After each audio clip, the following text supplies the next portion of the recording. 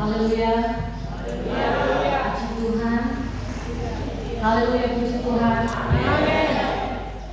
Salam sejahtera bagi kita sekalian. Selamat pagi menjelang siang. Dan sebelum kita sama-sama mendengarkan firman Tuhan, saya tak lupa bersyukur kepada Tuhan dan berterima kasih kepada Bapak Ibu Gembala di sini yang sudah mengundang kami. Memang dalam catatan itu bisa sampai 1,5 tahun baru bisa dikunjungi, karena undangan kami catat terlebih dahulu, kemudian kami ulurkan. Jadi seperti itu ya Bapak Ibu. Makanya kadangkala di suatu beberapa kali di satu pelayanan kami hubungi, gembalanya lupa ada undang, ya, dan kemungkinan besar ada pertemuan ketika Bapak Gembala di sini mengundang, ada di GPD di Eklesia, ya, di Pastori, mungkin ada syukuran di sana dan kami bertemu. Puji Tuhan. Tetapi sungguh seperti yang sudah disaksikan oleh Gembala Bapak Ibu bahwa ada hari spesial beliau pada hari kemarin, dan tak lupa saya sampaikan selamat ulang tahun. Dan itu juga merupakan hal yang spesial bagi saya karena bisa melayani di ucapan syukur. Tetapi Bapak Ibu Saudara dalam Tuhan, 1 minggu ini saya bergumul, Tuhan saya mau sampaikan apa? Karena ini ulang tahun. Hari-hari kemudian Tuhan bawa saya pada firman Tuhan yang ingin saya bagikan di tempat ini saat ini. Kemudian saya mempertimbangkan lagi, Tuhan kan bukannya ada ulang tahun, ada syukuran gitu. Tetapi sampai pada tadi malam tetap firman Tuhan ini, dan saya percaya firman Tuhan itu adalah kado terindah dalam kehidupan Bapak Gembala di sini dan bahkan kita semua yang mendengar. Puji Tuhan, mau sambut firman Tuhan. Haleluya, puji Tuhan. Saya beri judul firman Tuhan pada kesempatan ini, efek jerah dari hukuman atau dari belas kasihan. Saudara, di dalam Tuhan Yesus Kristus, saya kemudian mencari apa arti efek jerah, dan saya dapati pengertiannya demikian.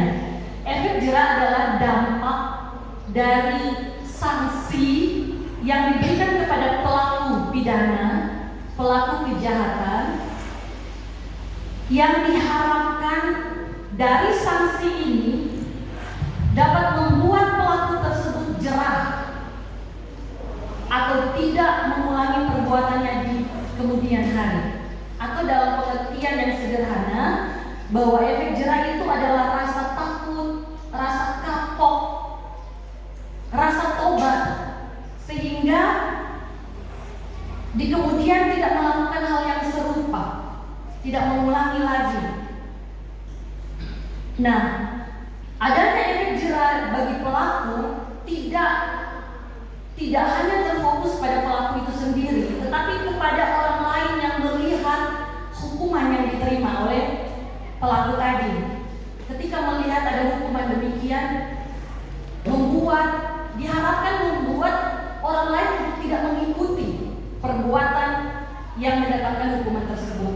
Jadi bagi pelaku tidak mengulang, dan bagi orang lain untuk tidak berbuat hal yang sama. Itu yang diharapkan dari hukuman efek jerah tadi. Saudara, di dalam Tuhan Yesus Kristus, di dalam dunia seperti demikian, dalam hukum seperti yang saya sampaikan tadi, pidana maupun ada hukum perdata, sebenarnya Alkitab juga mengajarkan bahwa hukuman dan konsekuensi yang diberikan kepada seorang yang melakukan dosa itu memiliki tujuan agar ada efek jerah, ya, mencegah terulangnya dosa, mencegah terulangnya kejahatan, mendorong pertobatan, dan memberikan dampak kepada orang lain untuk tidak melakukan melakukan dosa atau kejahatan yang sama. Kita juga mengenal apa yang disebut dengan hukum rajam, dilempar dengan batu sampai mati, saudara. Itu banyak terjadi di Perjanjian Lama. Jadi ketika saya melihat atau mempelajari hukum rajam saat itu, ternyata mereka ada sebuah lubang yang 2 kali lebih tinggi dari ukuran manusia. Jadi manusia yang berdosa tadi, yang melakukan kejahatan itu dimasukkan ke dalam lubang itu. Kemudian 2 orang yang menjadi saksi akan melemparkan batu yang besar. Dicatat dalam catatan yang saya baca itu sekitar 50-60 kilo batu itu dilempar kepada orang yang berdosa tadi. Kemudian diikuti oleh orang-orang lain dengan batu-batu yang kecil. Jadi memang sampai orang yang dihukum itu benar-benar mati. Saudara, di dalam Tuhan Yesus Kristus ada sebuah kisah dalam Perjanjian Baru. Sama-sama kita mengetahui cerita ini yang diberi judul oleh lembaga Alkitab, perempuan yang berzina, dalam Yohanes 8 ayat 1 hingga 11. Yohanes 8 ayat 1 hingga 11 kita akan perhatikan dalam pembacaan masing-masing. Saya tidak akan baca, tetapi ini adalah kejadian yang atau firman Tuhan yang pernah dan beberapa kali kita dengarkan. Nah, saudara, di dalam Tuhan Yesus Kristus, dalam perikop tersebut diriwayatkan bahwa saat Yesus sedang mengajar di Bait Allah, sekelompok ahli Taurat dan orang Farisi datang menghadapkan kepada Tuhan Yesus seorang perempuan yang kedapatan berbuat zina, dan hukumannya adalah dirajam batu sampai mati. Tetapi kembali kepada judul yang saya sampaikan tadi, renungan firman Tuhan ini, apakah efek jerah itu bisa didapati dari hukuman rajam tadi atau justru dari belas kasihan? Mari sama-sama kita akan melihat 5 hal yang Tuhan bukakan kepada saya tadi malam. Pertama, penghukuman manusia membuat orang lain turut berdosa. Sekali lagi, penghukuman manusia membuat orang lain turut berdosa. Kita dapati hal ini dalam Yohanes 8 ayat 6a. Di sana dikatakan mereka, jadi ahli Taurat dan orang Farisi ini, mengatakan hal itu untuk apa? Mencobai Yesus, supaya mereka memperoleh sesuatu untuk menyalahkannya. Di dalam hal ini ada potensi yang tersembunyi, ada niat jahat, ada motivasi untuk menjatuhkan Yesus. Dalam kehidupan sehari-hari, kadang-kala hukuman itu ada motivasi atau niat untuk membunuh karakter, menjatuhkan orang lain. Itu potensi yang pertama. Yang kedua, hukum orang yang melakukan zina dirajam dengan batu sampai mati. Tetapi di dalam Imamat 20 ayat 10, di sana dikatakan bila seorang laki-laki berzina dengan istri orang lain, yakni berzina dengan istri sesamanya manusia, pastilah keduanya. Tetapi yang kita lihat pada kejadian ini hanya perempuan saja, di mana laki-laki. Potensi yang kedua yang bisa kita lihat adalah bahwa bisa saja ketika yang di bawah hanya perempuan, laki-laki pertama sudah melarikan diri atau sudah menyogok, atau bahkan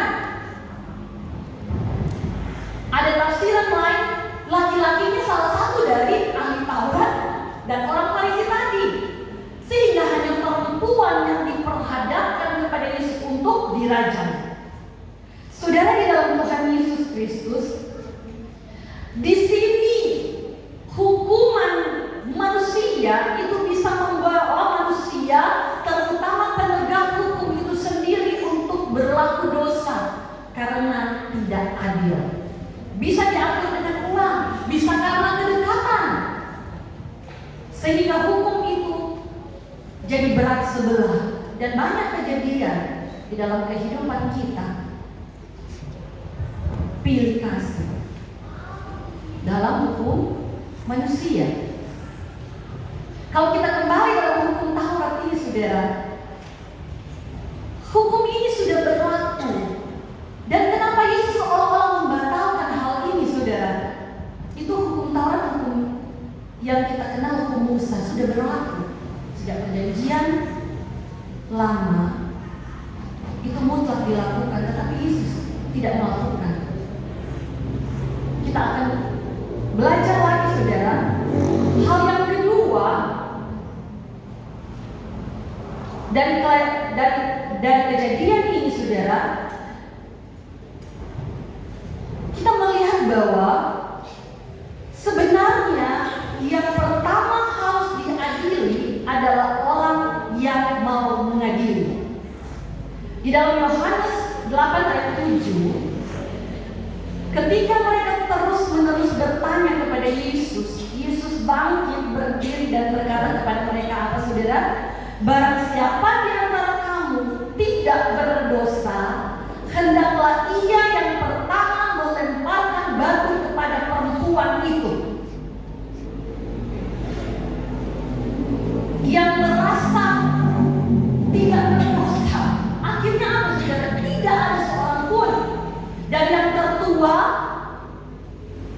sampai yang termuda, mengundurkan diri, pergi meninggalkan perempuan itu tanpa merajam perempuan itu. Karena tantangan Yesus keras. Jadi yang pertama yang diadili adalah orang yang mengadili.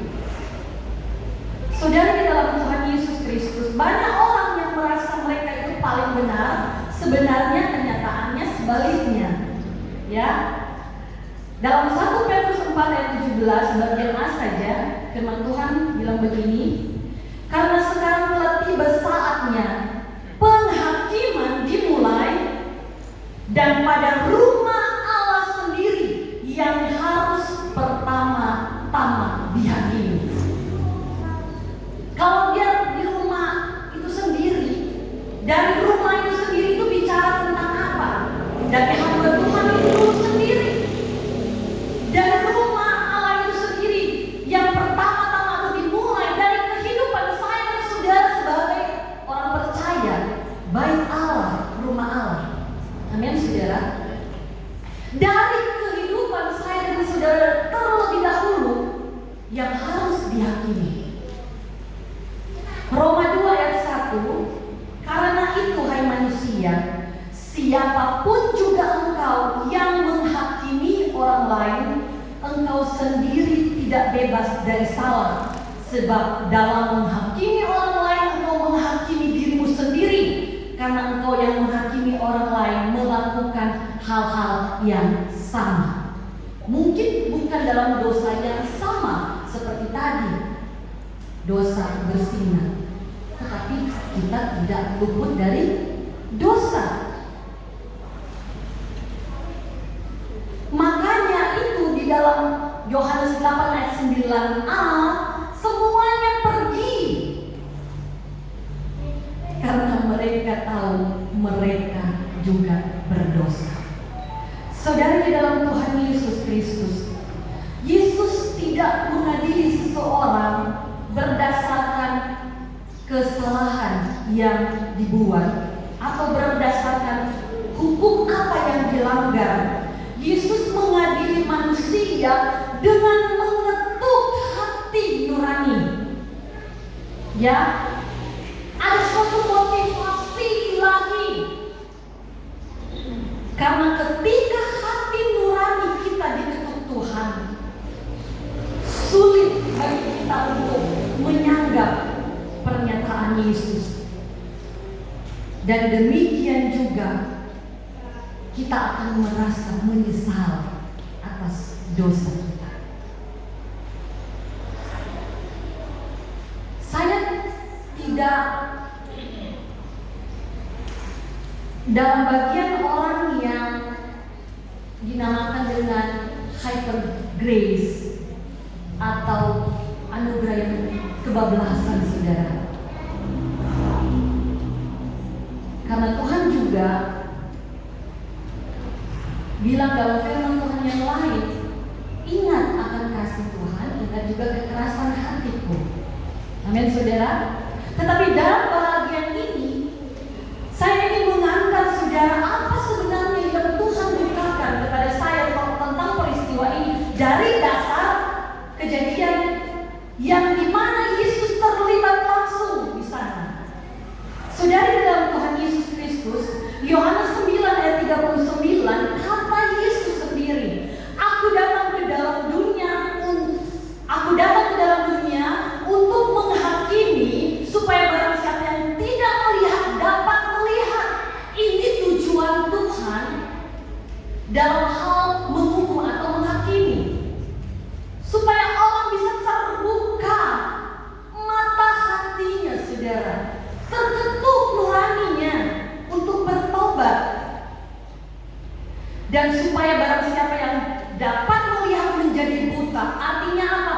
Supaya orang-orang yang menuduh orang lain juga melihat kesalahannya sendiri.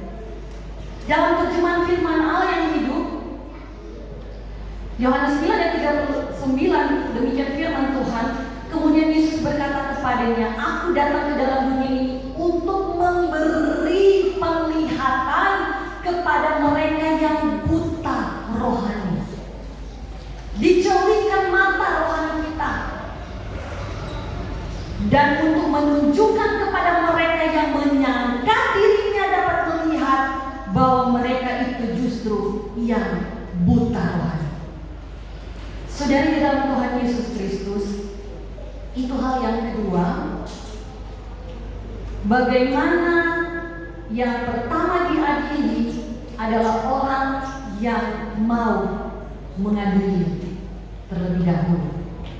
Yang ketiga, penghukuman belum tentu membawa seseorang itu dekat dengan Yesus, tetapi belas kasihan bisa melakukannya.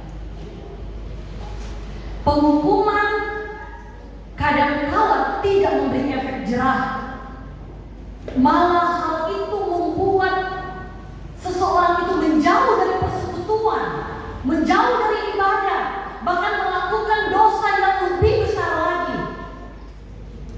Dalam hitungan, kalau ada dosa besar, ya saudara, dalam hitungan manusia. Tetapi belas kasihan dapat melakukan atau membuat orang yang berdosa itu dekat dengan Tuhan. Yohanes 8 ayat 9b, kita dapatkan bukti di sana. Akhirnya tinggal Yesus seorang diri dengan perempuan itu yang tetap di tempatnya. Jadi saudara di dalam Tuhan Yesus, perempuan itu tetap di dalam belas kasihan Tuhan, dan Tuhan tetap berbelas kasihan kepada orang itu. Dalam hal ini, perempuan itu tidak meninggalkan Yesus. Jadi saya dan saudara, ketika kita diampuni, tetap dekatkan kita, kehidupan kita dengan belas kasihan Tuhan itu. Jangan ketika kita diampuni kita meninggalkan belas kasih Tuhan. Perempuan ini tetap di tempatnya, kata firman Tuhan. Ini bicara hal yang dalam kehidupan saya dan saudara. Tetap tinggal dalam belas kasihan Tuhan. Amin. Jangan meninggalkan ibadah. Jangan masa bodoh. Banyak orang yang lupa kasih karunia Tuhan, lupa belas kasihan Tuhan, dihakimi oleh manusia secara penghakiman sosial, penghakiman masyarakat. Akhirnya apa?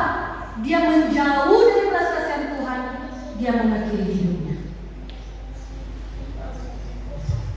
Saudara di dalam Tuhan, tetap dekat dengan kasih karunia Tuhan, karena Tuhan tidak beranjak dari tempat itu untuk memberi engkau belas kasihan. Amin. Yang keempat, saya sudah singgung tadi, penghukuman membuat orang mati. Bisa mati secara jasmani karena dihukum mati, bisa mati secara rohani, bisa orang itu putus asa.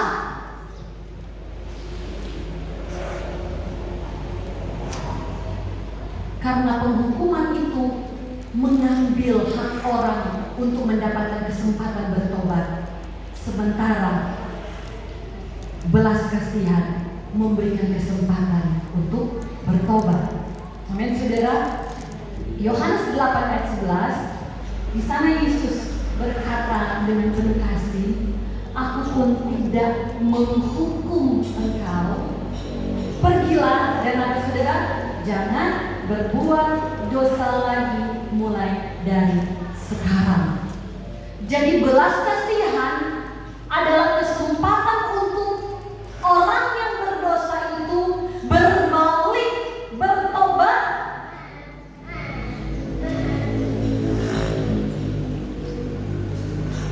Tetapi bukan berarti untuk melakukan dosa lagi. Tetapi kesempatan itu terbuka. Kesempatan itu tetap terbuka. Kesempatan bukan untuk kesempatan berbuat dosa, tetapi kesempatan untuk bertobat. Amin, saudara. Haleluya. Jadi Tuhan tidak menghukum wanita itu bukan berarti dia bertoleransi dengan dosa, tetapi dia memberikan belas kasihan untuk mengetuk hati nurani saya dan saudara agar kita bertobat dan hidup selamat.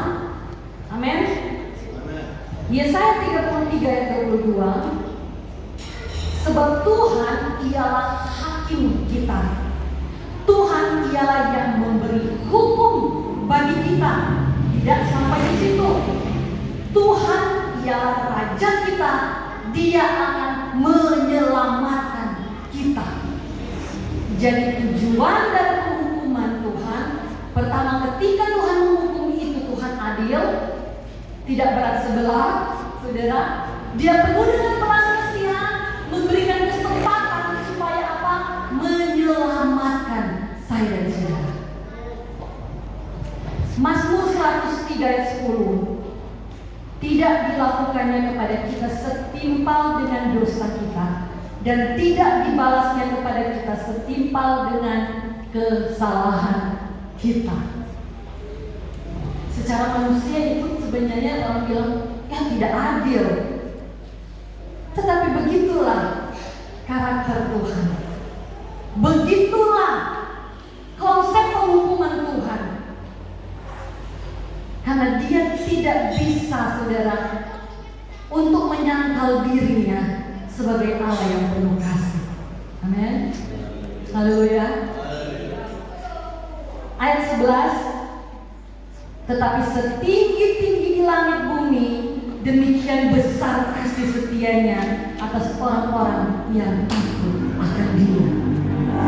Orang yang berdosa, yang berbalik kepada Tuhan, yang menghargai belas kasihan Tuhan, menghargai kesempatan dari Tuhan untuk bertobat, bagian adalah orang yang takut akan Tuhan. Amin. Jadi apa yang dikatakan kepada mereka? Besar kasih setianya atas orang-orang yang takut akan Tuhan.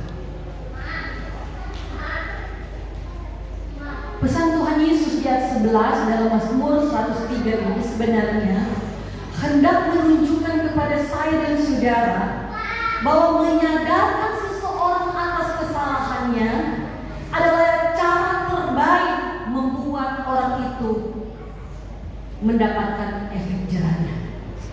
Ya, sekali lagi, menyadarkan seseorang atas kesalahannya permasalahan itu membuat orang untuk ada efek jerah daripada hukuman manusia itu sendiri.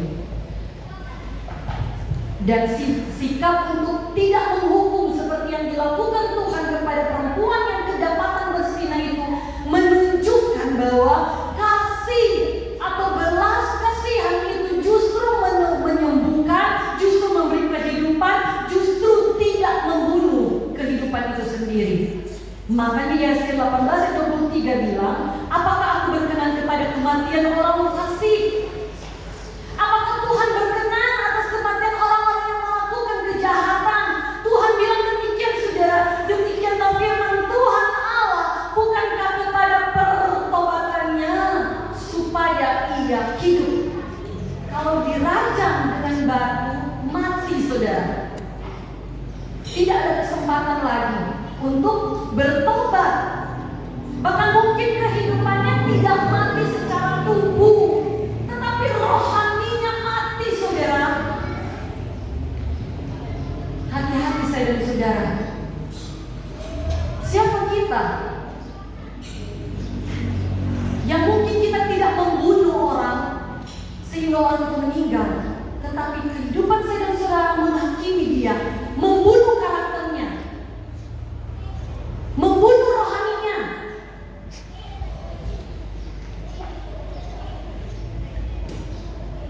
Mari kita seperti Tuhan yang membawa orang itu pada pertobatan.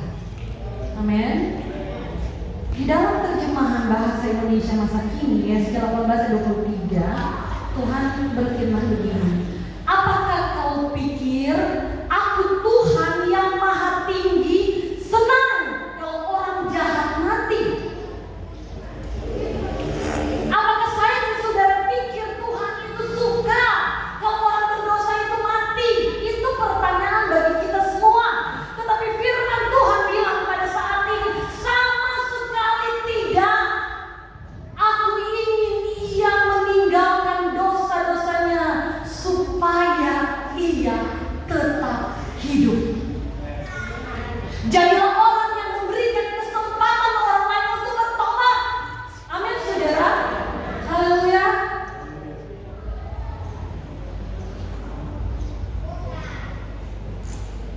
Agar dia meninggalkan dosa-dosanya supaya dia tetap hidup. Yesaya 33 ayat 11. Firman Tuhan berkata, katakanlah kepada mereka, demi aku yang hidup, demikianlah firman Allah, aku tidak berkenan kepada kematian orang fasik, melainkan aku berkenan kepada pertobatan orang fasik itu dari kelakuannya supaya ia hidup. Bertobatlah, bertobatlah dari hidupmu yang jahat itu. Mengapakah kamu akan mati, hai kaum Israel? Amin, saudara. Firman Tuhan datang kepada saya dan saudara pada siang hari ini. Sekali lagi, bukan kita percaya terhadap apa yang dinamakan hyper grace tadi, saudara. Orang hyper grace percaya bahwa setelah selamat akan selamat. Mereka lupa bahwa Roma 2 ayat 4 di sana dikatakan, maukah engkau menganggap sepi kekayaan kemurahannya, kesabarannya dan kelapangan hatinya. Ini bicara tentang belas kasihan Tuhan. Tetapi kita juga harus ingat, di sini dikatakan, tidakkah engkau tahu bahwa masuk kemurahan Allah ialah menuntut engkau pada pertobatan. Jadi tujuannya itu adalah pertobatan. Saya dan saudara hidup dalam pertobatan dan juga memberikan kesempatan kepada orang lain untuk bertobat. Itu maksudnya.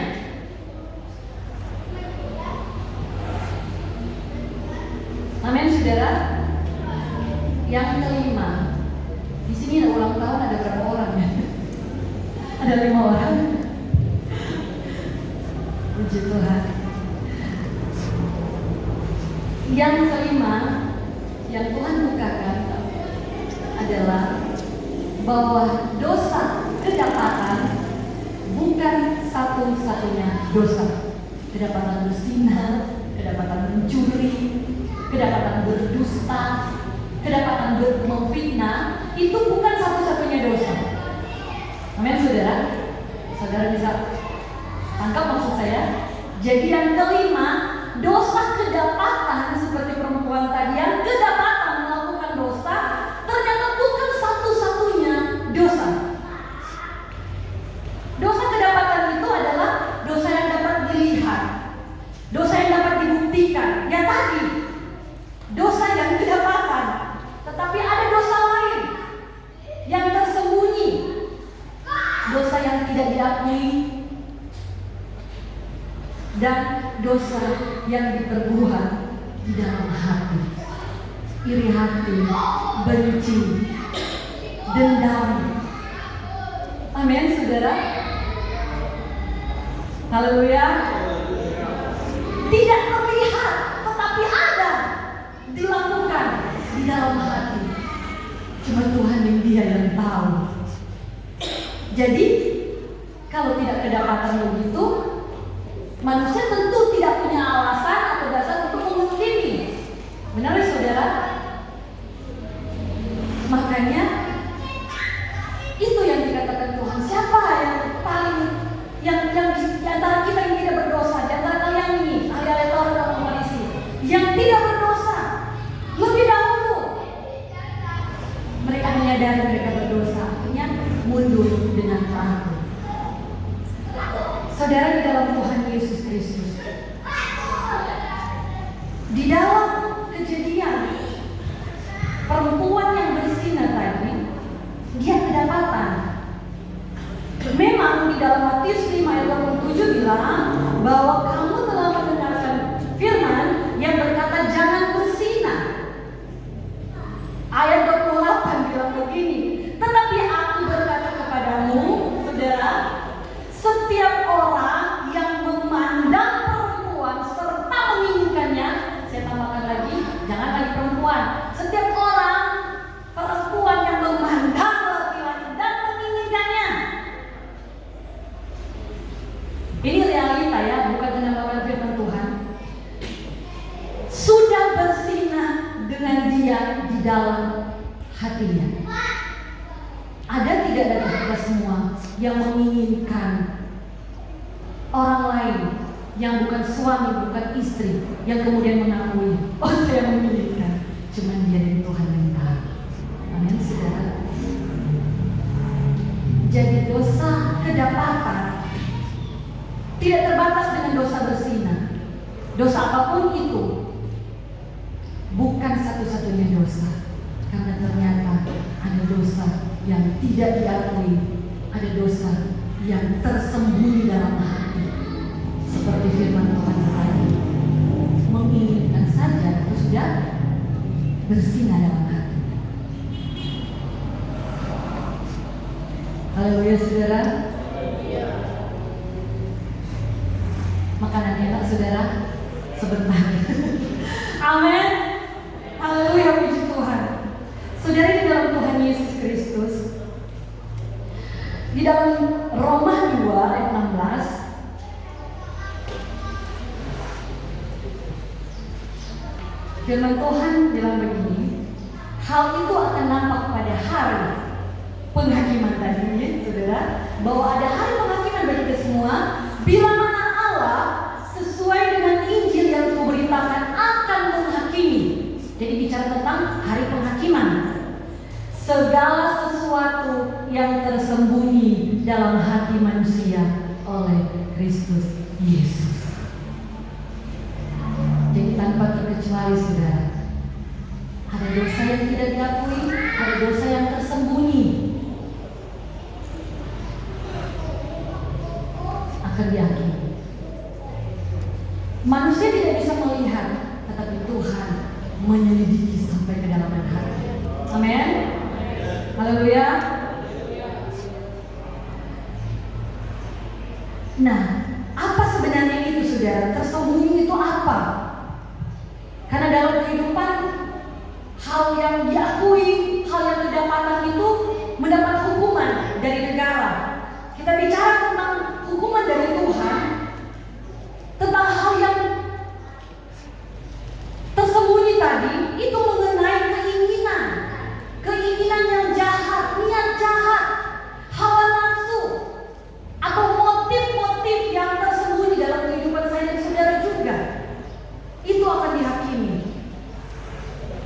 Jadi perhatikan saudara, jangan kita melihat balok pada orang lain, tetapi kita tidak melihat ada gajah di dalam kehidupan kita sendiri. Amin. Jangan menghakimi. Haleluya. Karena Pengkhotbah 12 ayat 14, Allah akan membawa setiap perbuatan ke pengadilan yang berlaku atas segala sesuatu yang tersembunyi, entah itu baik, entah itu jahat. Yang baik dapat upah, yang jahat itu dapat penghukuman. Jadi selama kita hidup dan bernafas, mari kita hargai kasih karunia Tuhan dalam hidup pertobatan kita. Dan jangan lupa juga kita memberikan kesempatan kepada orang lain untuk bertobat.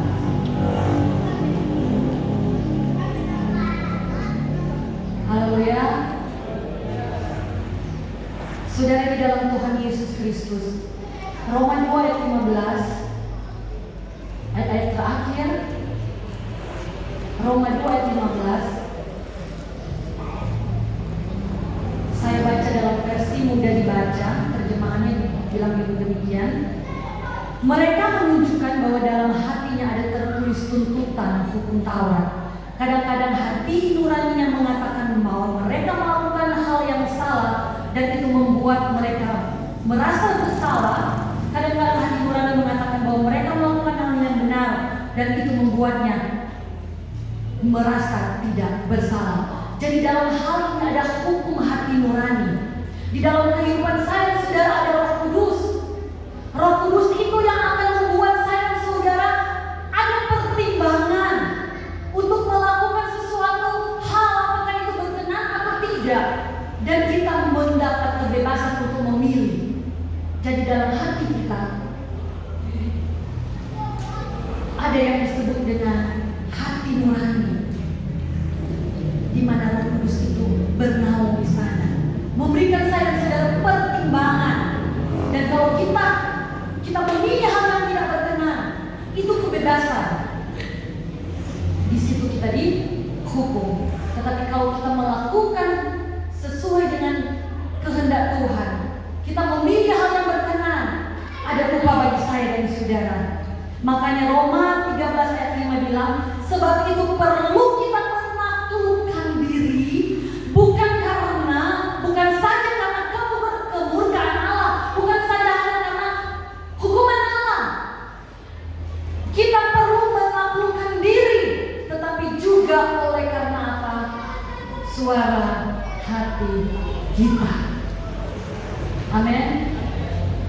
Dari dalam hati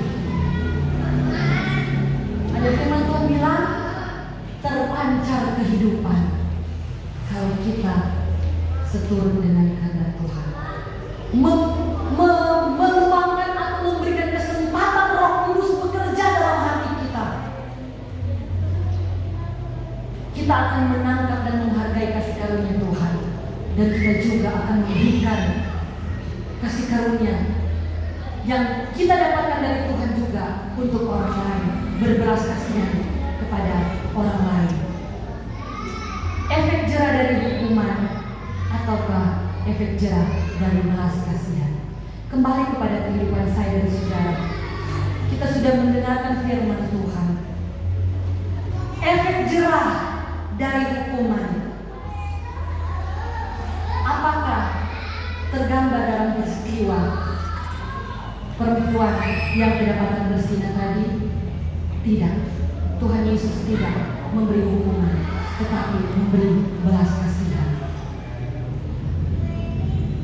Wanita yang tadinya akan dirajam sampai mati menurut hukum Musa, menurut hukum Taurat, dan sudah berlangsung sekian tahun lamanya, beribu tahun lamanya, apakah dia tidak tahu perbuatannya itu mendatangkan hukuman raja? Dia tahu tidak, saudara? Saya tanya saudara, perempuan ini tahu tidak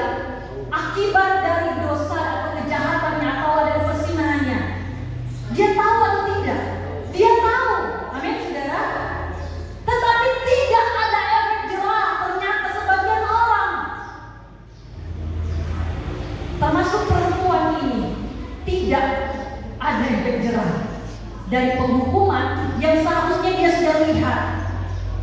Bukan katanya efek jerah itu supaya tidak melakukan lagi dan belajar dari orang lain yang mendapatkan hukuman supaya kita tidak melakukan hal yang sama. Tetapi dari setiap hukuman jerah yang dia ketahui dan mungkin dia lihat tidak memberi efek jerah kepada perempuan ini, saudara, padahal dia tahu.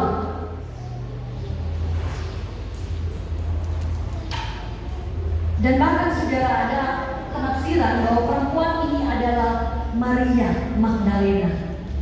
Kalau benar perempuan ini adalah Maria Magdalena, bukankah dia adalah murid Yesus, perempuan yang mengikuti Yesus, memberi diri, memberi hartanya, bahkan dia bertahan sampai di kayu salib, mengubahkan hidupnya karena belas kasihan Tuhan.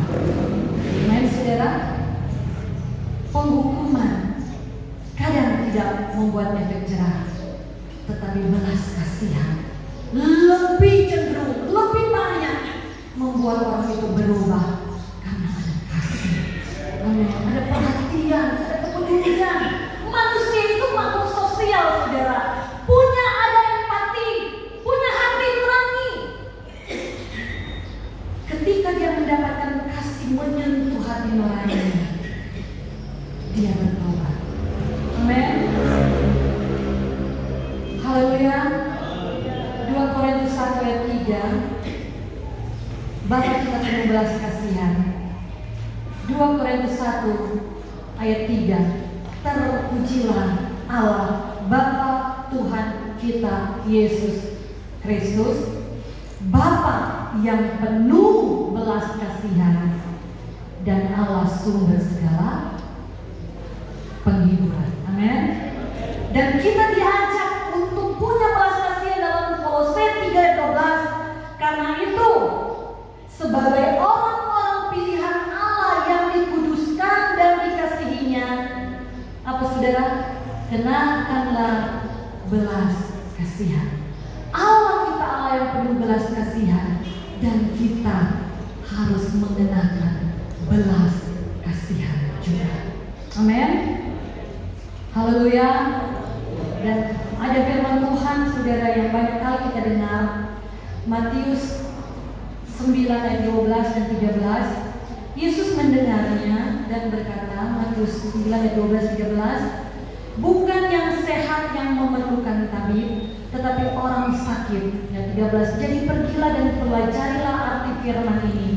Yang kukehendaki ialah belas kasihan, bukan persembahan, karena aku datang bukan untuk memanggil orang benar, melainkan orang berdosa. Yakobus 5 ayat 19 dan 20. Saudara-saudaraku, jika ada di antara kamu yang menyimpang dari kebenaran, dan ada seorang yang berbuat dan ada seorang yang membuat dia berbalik, ya, kita yang memberikan belas kasihan itu akhirnya menyentuh hatinya dan membuat orang itu bertobat. Perhatikan firman Tuhan, ketahuilah bahwa barang siapa membuat orang berdosa berbalik dari jalan yang sesat, ia akan menyelamatkan jiwa orang itu dari maut dan menutupi banyak dosa. Amin, saudara. Haleluya. Kita menjadi bagian dari pekerjaan Tuhan, terlibat dalam pekerjaan Tuhan menyelamatkan jiwa. Haleluya. Amsal 10 ayat 12. Kebencian menimbulkan pertengkaran, tetapi kasih menutupi segala pelanggaran. Amsal 17 ayat 9. Siapa menutupi pelanggaran mengejar kasih, tetapi siapa membangkit-bangkit perkara, apalagi tambah-tambah perkara, saudara, menceraikan sahabat yang karib. Ayat terakhir 1 Petrus 4 ayat 8. Paling terakhir ini paling enak, saudara. Enggak, saudara, semua firman Tuhan enak. Amin. Amin. Haleluya.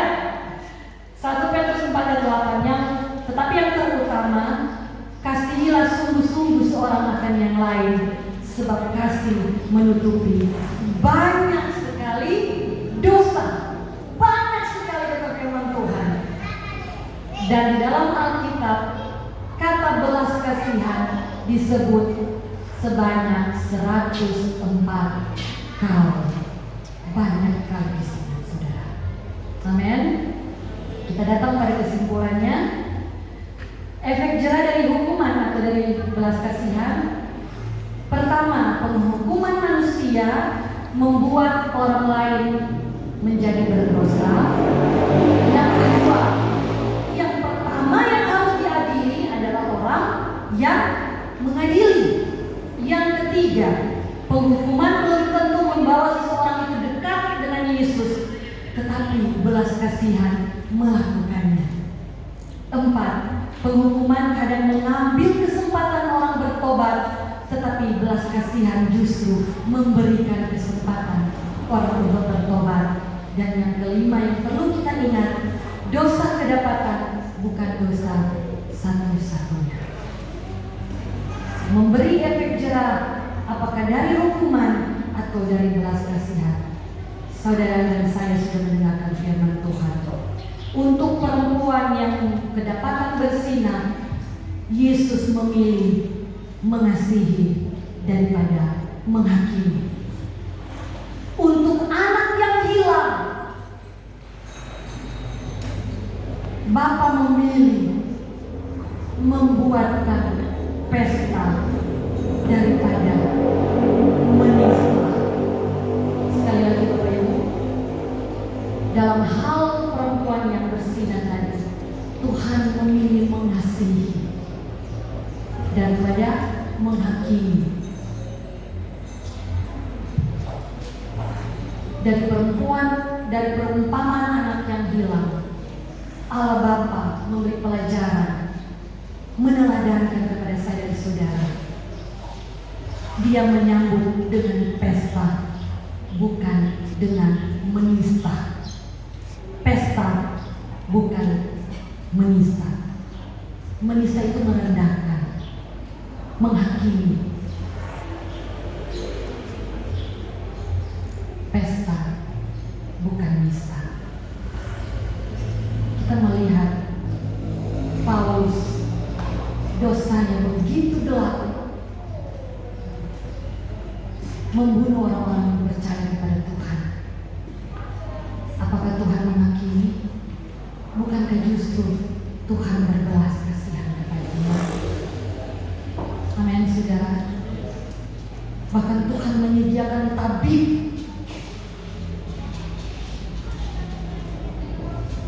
yang jadi berkat kesembuhan bagi mata Paulus. Bukannya seorang penginjil besar yang tidak lekang oleh waktu, Yusuf Roni, seorang yang menganiaya orang percaya, tetapi Tuhan memberikan kesempatan dan dia mengambil belas kasihan Tuhan. Dia hidup dalam belas kasihan Tuhan, artinya dia bertobat sehingga kehidupannya menjadi berkat bagi orang lain. Saudara di dalam Tuhan, tadi tidak kebetulan WL angkat lagu Bila Hati Terasa Berat. Tak seorang pun yang